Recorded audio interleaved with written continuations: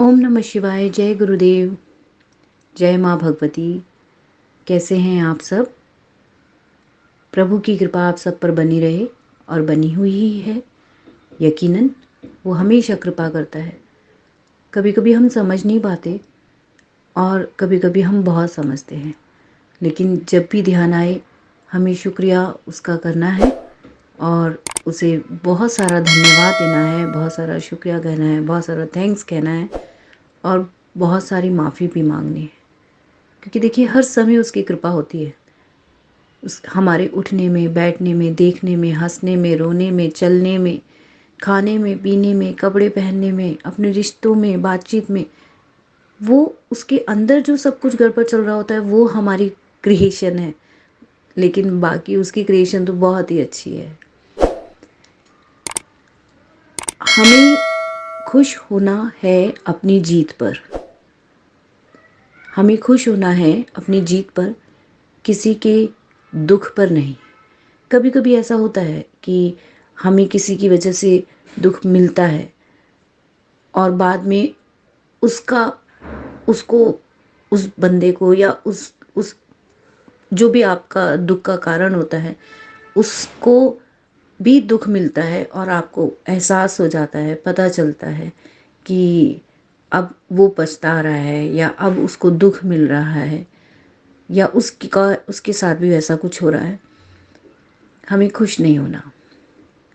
हमें खुश नहीं होना ये देखकर कि वो अब दुखी है। हमें ये नहीं समझना है कि देखा उसने हमारे साथ किया, उसको वैसा ही मिला। हमारा जो पिता है वो खुश होता हुआ हमें देखता है तो बहुत खुश होता है। लेकिन अगर वो ये देखेगा कि हम किसी के दुख पर खुश हो रहे हैं, बेशक वो हमें ऐसा लगे कि हमारे को उसने दिया था दुख इसलिए उसको मिल रहा है, तो भी ये खुशी की बात नहीं। हमें सिर्फ अपनी खुशी से खुश होना है। हमें सच में खुशी से खुश होना है, चाहे वो किसी की भी हो और चाहे वो अपनी हो। लेकिन हमें किसी के दुख से दुखी नहीं होना है तो खुश तो बिल्कुल भी नहीं होना। सबसे अच्छा भाव क्या रहता है ना, आप दृष्टा भाव रहिए। आप ये समझिए कि देखिए, कोई भी वक्त ना परमानेंटली है ही नहीं। ना बहुत सारा सुख, ना बहुत सारा दुख। जब हमें लगता है ना कि हम कोई चीज़ लेना चाहते हैं तो हमें उसके आने का इंतज़ार होता है। वो तो फिर भी एक समय होता है कि चलिए इंतज़ार तो है किसी खुशी का। जब वो खुशी आपको मिल जाती है ना तो उसके बाद वो खुशी एक दिन दो दिन रहती है, उसके बाद वो नॉर्मल हो जाता है, कुछ समय तक रहती है। इसलिए हमें सिर्फ अपनी खुशी पर ध्यान देना है और दूसरे की भी खुशी पर ध्यान देना है।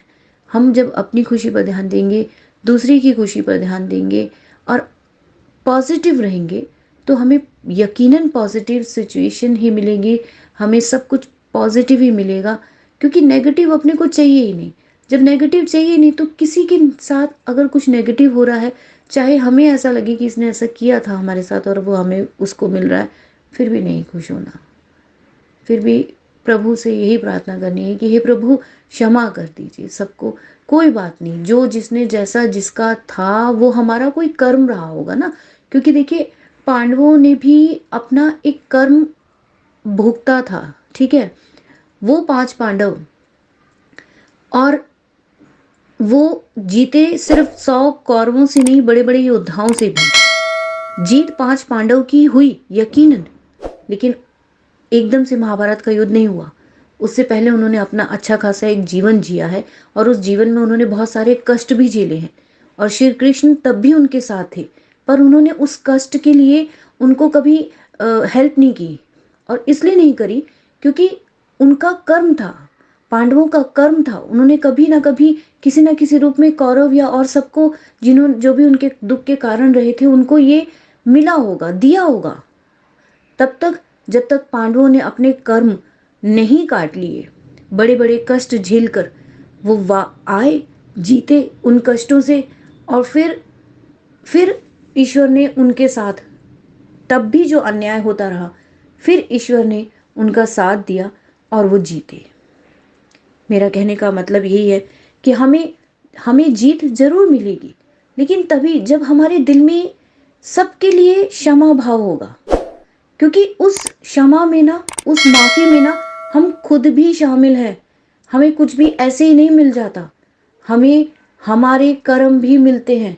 आज जो दुख हमें लग रहा है वो किसी रीज़न से या किसी के कारण से नहीं मिल रहा है, वो हमारे खुद के भी कारण रहे हैं, हमारे खुद के भी कर्म रहे हैं। अगर हम ये समझ लें तो बस हम सिर्फ माफ़ी उसको ही नहीं देंगे, हम माफ़ी अपने को भी देंगे। माफ़ करना है, भूल जाना है और ईश्वर का ध्यान रखना है। जय गुरुदेव।